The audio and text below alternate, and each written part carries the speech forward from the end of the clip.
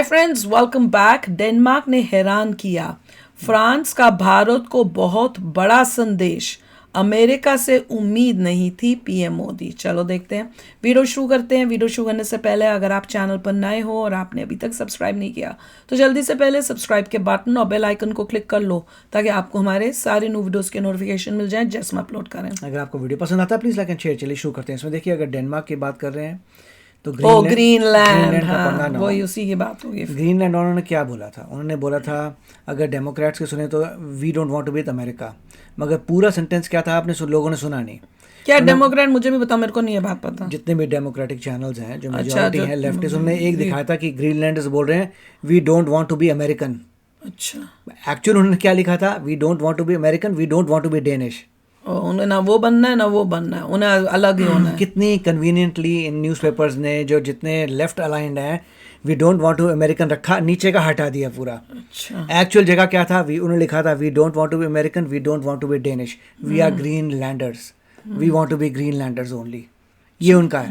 उन्होंने ये नहीं बोला कि हम डेनमार्क के साथ हैं। वही तो मैं कह रही हूँ कि कई जो हैं न्यूज़ बना वाले जो अपने आप को जियोपॉलिटिकल एक्सपर्ट्स कहते हैं, वो ऐसे ही आधी चीज दिखा के इंडियन पब्लिक को पागल कर रहे हैं।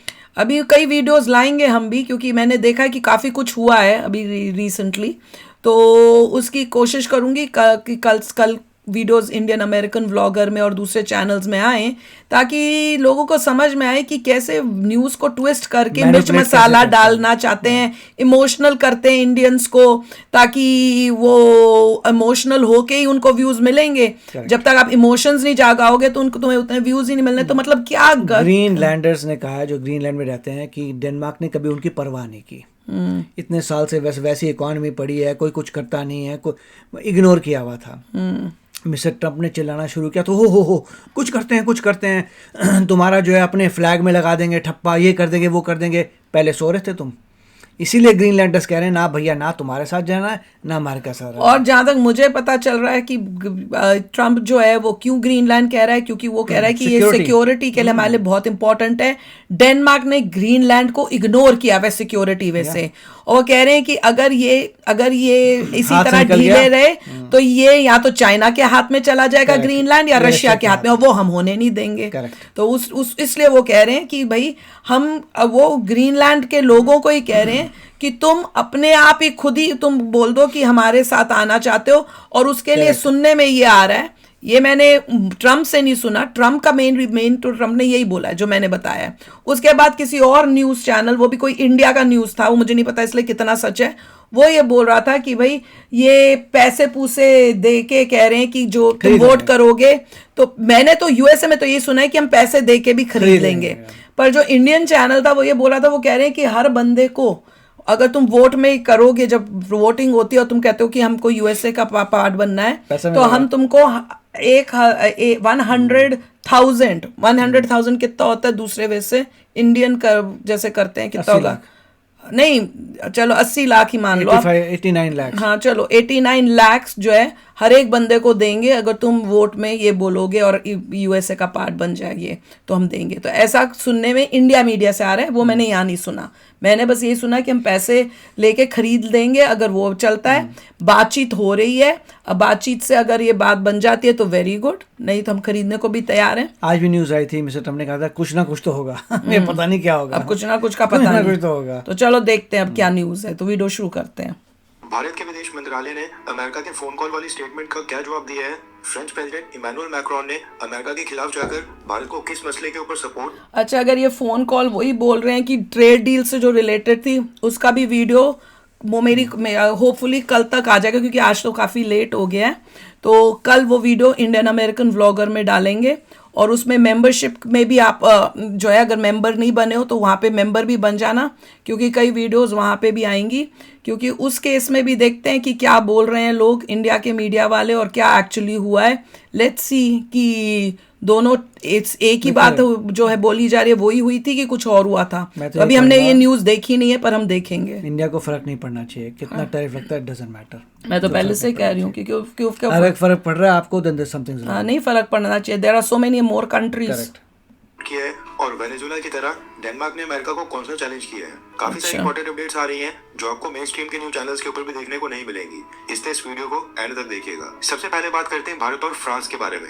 भारतीय विदेश मंत्री जयशंकर सर का आज बर्थडे है, लेकिन आज के दिन पे जयशंकर सर नेशनल ड्यूटी के ऊपर फ्रांस में हैं और कुछ घंटों पहले इन्होंने फ्रेंच प्रेसिडेंट इमैनुअल मैक्रोन के साथ भी मुलाकात की थी। सबसे पहले तो फ्रेंच प्रेसिडेंट इमैनुअल मैक्रोन ने अगले महीने फरवरी में भारत आने के लिए हमारा इन्विटेशन एक्सेप्ट कर लिया है और अगले महीने भारत इमैनुअल मैक्रोन को होस्ट करेगा। अगले महीने 19 से 20 फरवरी को भारत सरकार आर्टिफिशियल इंटेलिजेंस समिट को होस्ट कर रही है, जिसका मेन फोकस है ग्लोबल गवर्नेंस और इंक्लूसिव ग्रोथ के ऊपर। आर्टिफिशियल इंटेलिजेंस का क्या इम्पैक्ट पड़ेगा, इसको कैसे शेप करना है, उसके ऊपर डिस्कशन करना।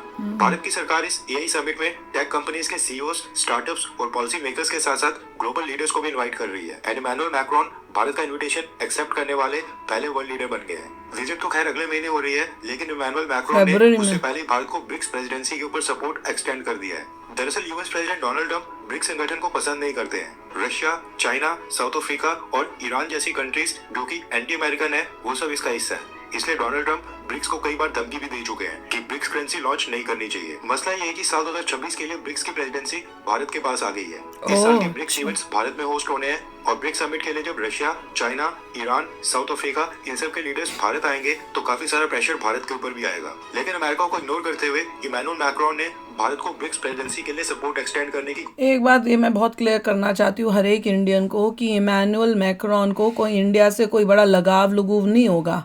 वो अपने बिजनेस माइंड से आ रहा है। खरीदना बंद कर दो। उसको बहुत पैसा मिल रहा है उस कंट्री को, क्योंकि हम बहुत लार्ज अमाउंट में उससे चीज़ें खरीद रहे हैं। और दूसरा, क्योंकि ट्रम्प और इसकी मैक्रोन की जो है अनबन काफ़ी टाइम से चल रही है, ये अभी रिसेंटली नहीं है, काफ़ी टाइम से चल रही है, तो उसको उस वजह से भी वो इंडिया से और क्लोज आने की कोशिश करेगा। और इंडिया को, मोदी जी को कोशिश ये करेगा कि आप ऐसा कोई काम करो जो यूएसए को पसंद ना हो या ट्रम्प को पसंद ना आए। तो वो उस टाइप से, क्योंकि अब क्यों देखो जैसे कह रहे हैं ब्रिक्स के साथ वो हो रहा है, ऑब्वियसली क्योंकि उसको दिख रहा है कि जो ट्रम्प को पसंद नहीं, मैं वो बोलूँ कि ब्रिक्स का तो मिस्टर ट्रम्प ने क्या लेना देना, आप जिससे प्रेसिडेंसी करनी करो। हाँ, करो एज सो लॉन्ग एज कि आप एंटी यूएसए कुछ काम नहीं करते, ट्रम्प को भी कोई फर्क नहीं पड़ने वाला। ब्रिक्स वगैरह की, हाँ, पर वैसे मैं बोल रही हूँ, पर ये सोचना वो अपना फायदा देख रहा है, तो हम एज इंडियंस को स्मार्ट होना पड़ेगा कि कोई भी देश, चाहे वो फ्रांस हो या यूएसए हो, मैं ये इसलिए नहीं कह रही, मैं सब देश की बात कर रही हूँ। तो अगर मैं फ्रांस बोलूँ इसका मतलब नहीं कि मैं यूएसए के लिए जब सोचूंगी तो अलग सोचूंगी। मैं कोई भी देश होगा, चाहे वो यूएसए हो, फ्रांस हो, वो अपना फायदा देखेगा और उसी हिसाब से इंडिया से दोस्ती करेगा या दुश्मनी करेगा। तो हमें बहुत स्मार्टली इंडिया को सब चीज़ें टैकल करनी है। किसी को ये मत सोचे कि ये तो मेरा बहुत बड़ा यार हो गया या दोस्त हो गया, ऐसा कुछ नहीं है। घोषणा कर दी है। रेफरेंस क्लब के स्क्रीन के ऊपर आर्टिकल का स्क्रीनशॉट है। फ्रेंच प्रेसिडेंट इमैनुअल मैक्रोन ने कहा है कि फ्रांस ने भी G7 की प्रेसिडेंसी रेज्यूम कर दी है और उनकी प्रेसिडेंसी में सबसे टॉप एजेंडा इस साल का यही रहेगा कि G7 और ब्रिक्स संगठन के बीच एक ब्रिज क्रिएट करके गैप को कम किया जाए। इमैनुअल मैक्रोन ने कहा कि G7 को एक तरह से एंटी चाइना या फिर एंटी ब्रिक्स नहीं होना चाहिए, यानी कि G7 संगठन ना ही चाइना विरोधी होना चाहिए, ना ही ब्रिक्स विरोधी होना चाहिए। अब ये चाइना से दोस्ती हो गई, याद आ रही है, हद्दी हो गई यार। हम मल्टीलेटरलिज्म को प्रमोट करेंगे और भारत के ब्रिक्स फ्रांस बनने से की मैं उम्मीद पावर करता हूं कुछ कि नहीं है। G7 और ब्रिक्स संगठन के बीच गैप कम होगा। इकोनॉमी में डूब रहा है। पहले यूएसए से पैसे फोकट के मिल रहे थे, यूएसए इतना पैसा खर्च करता था नेटो में, इनको फ्री की सिक्योरिटी देता था, फलाना देता। अब जब वो पीछे हटे हैं तो अब इनको तकलीफ शुरू हुई है, तो अब ये सारा की बातें कर रहे हैं। यूरोपियन कंट्रीज डूब रही हैं अब। There is nothing. हाँ, तो अब उनको ये याद है, क्योंकि यूएसए जो है पीछे हो गया है कि भैया हम तुम्हारी कितनी हेल्प करते रहे। बात तो सही है ना, कोई देश कितनी करा। हाँ, और उसके बाद दादे भी बनो कि जैसे एहसान को एहसान ही मत मानो। तुम कोई देश तुम्हें अगर हेल्प कर रहा है, तुम सिक्योरिटी तुम्हें देता है और तुम पैसे कुछ दे नहीं रहे उनको, तो तुमको उसका एहसान मानना चाहिए कि तुम सोचोगे कि ये तुम्हारा हक है। ऐसे थोड़ी कोई होता है। होगी। ब्रिक्स के अंदर जो देश शामिल है, अगर उनका डेमोग्राफिक वेट देखा जाए तो ये काफी इंपॉर्टेंट ब्लॉक बन जाता है, इसलिए फ्रांस ब्रिक्स को इग्नोर नहीं कर सकता है। ये कहना है फ्रेंच प्रेसिडेंट इमैनुअल मैक्रोन का। तो इसे ब्रिक्स ज्वाइन कर लेनी चाहिए फ्रांस को। इग्नोर क्या? डोनाल्ड ट्रम्प को पसंद नहीं आएगी क्योंकि ट्रम्प ब्रिक्स को एक्सेप्ट ही नहीं करना चाहते हैं। वैसे यूएस प्रेसिडेंट डोनाल्ड ट्रम्प की हरकतों से अब डेनमार्क काफी अग्रेसिव हो गया। 24 घंटे पहले व्हाइट हाउस ने अनाउंस किया था कि ग्रीनलैंड को यूएस में शामिल करने के लिए कई सारे ऑप्शंस की तलाश की जा रही है, जिनमें मिलिट्री ऑप्शन भी ओपन है, यानी कि अमेरिका अपनी सेना भेजकर ग्रीनलैंड को सैन्य रूप से अपने कब्जे में भी ले सकता है। ये व्हाइट हाउस ने कहा था। अब डेनमार्क ने इसका जवाब भी दे दिया है और वो भी काफी करारा जवाब है। रेफरेंस के लिए आपकी स्क्रीन के ऊपर आर्टिकल का स्क्रीनशॉट है। डेनमार्क की डिफेंस एंड कमांड मिनिस्ट्री ने कहा है कि उनका देश किसी भी मिलिट्री एग्रेशन का जवाब देने के लिए पूरी तरह से रेडी है एंड अगर कोई सिचुएशन अराइज होती है तो हमने अपनी सेना को पहले गोली चलाने के आदेश दे दिए, बच्चे ने कहा उसके बाद पूछने के shoot first and ask questions. मुझे नहीं पता किसने बोला, मैंने डेनमार्क 1952 रूल के अकॉर्डिंग डेनमार्क की सेना को अगर इन्वेजन का खतरा महसूस होता है तो वो बिना फॉर्मल डिक्लेरेशन ऑफ वॉर के यानी बिना गवर्नमेंट और प्रेसिडेंट के ऑर्डर की सेना के सामने वाले देश के ऊपर अटैक कर सकते हैं। ये कहना है डेनमार्क की डिफेंस मिनिस्ट्री। किसी ने जाके कभी डेनमार्क का साइज देखा है लाइफ में? फिर देखना किससे लड़ाई झगड़ा कर रहा है। वो तो ऐसे ही बोल रहा है, कौन बोल रहा है आई डोंट नो। वो लोग मैंने तो जो सुना था उसमें तो कोई लेडी बोल रही थी नहीं हमारी बातचीत चल रही है, कुछ नहीं कर सकते। तो मुझे साइज देखा डेनमार्क का, पावर देखिए डेनमार्क की। हिस्ट्री का नो डाउट कि डेनमार्क के सोल्जर्स काफी ब्रेव और बहादुर होंगे और ग्रीनलैंड को डिफेंड करने के लिए अपनी जान लगा लेंगे, लेकिन ये सब हम जानते हैं कि ग्रीनलैंड के लोग मानते नहीं है अपने आप को कि पार्ट ऑफ डेनमार्क। लो हो गया काम। ग्रीनलैंड कहते हैं हम डेनमार्क के भी नहीं है, अमेरिकन भी नहीं है, मतलब उनको किसी के साथ ज्वाइन नहीं करना। They don't consider themselves part of Denmark. अगर अमेरिका ने मिलिट्री ऑप्शन यूज करने का फैसला कर लिया तो डेनमार्क की सेना कुछ नहीं कर सकती है। ग्लोबल फायर पावर इंडेक्स में डेनमार्क 45th पोजीशन के ऊपर है। इवन बांग्लादेश की सेना भी डेनमार्क से ज्यादा स्ट्रांग है। लो सुन लो, ग्लोबल फायर पावर इंडेक्स में बोल ऐसी बोली जा रहे हैं। यूरोप में साइज देख लो फिर बात। वही तो मैं कह रही हूँ, फिर ऐसी ही बोली जा रहे हैं क्यों? और रिलेशनशिप्स खराब करें, आराम से बातचीत करके सॉर्ट आउट करें। ऐसे तो बात करनी ही नहीं चाहिए अगर किसी ने इनमें से की है। वही तो ऊपर है, डेनमार्क से 10 प्लेसेस ऊपर। तो आप सोच ही सकते हैं कि डेनमार्क की सेना को कितनी महारत हासिल है। इसलिए स्टेटमेंट सुनने में तो काफी अच्छी लगती है कि shoot first and ask question later, लेकिन ग्राउंड रियलिटी कुछ और ही है। निकोलस मादुरो भी डोनाल्ड ट्रंप को चैलेंज कर रहा था और उसका हाल क्या हो गया हम सब देख रहे हैं। नेक्स्ट अपडेट आ रही है न्यूयॉर्क के मेयर जोरान ममदानी को लेकर, जिसने दिल्ली दंगों के आरोपी उमर खालिद के लिए एक लेटर लिखा था। आज भारत के विदेश मंत्रालय ने उमर खालिद के लिए लिखे लेटर और यूएस रिप्रेजेंटेटिव्स के विरोध के ऊपर इसी वजह से जो है ट्रम्प जो है इतना मेक श्योर कर रहा है कि इलीगल इमिग्रेंट्स जो है वो ना आए, क्योंकि देखो कि इस आइडियोलॉजी का बंदा न्यूयॉर्क के अंदर जीत गया। और क्यों जीता होगा? मोस्ट लाइकली क्योंकि वहाँ पे इतने इलीगल इमिग्रेंट्स होंगे, सब होंगे जिन्होंने इसकी बातों की उसी सोच में उनको बिलीव होगा और उन्होंने किया होगा।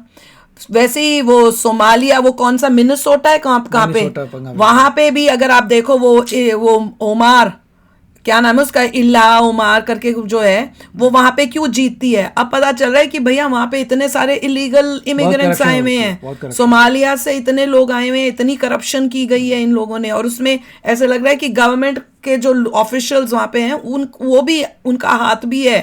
तो ये सब देख के क्या लगता है ट्रम्प ठीक ही कर रहा है? फिर वही बात बता रही हूँ ना। तो ये देख लो, अभी इसका भी केस देख लो। आपत्ति जताते हुए एक स्टेटमेंट इशू की है। भारत ने कहा है कि हम ये उम्मीद करते हैं कि पब्लिक रिप्रेजेंटेटिव्स दूसरे लोकतांत्रिक देशों की जुडिशरी की इंडिपेंडेंस की रिस्पेक्ट करें।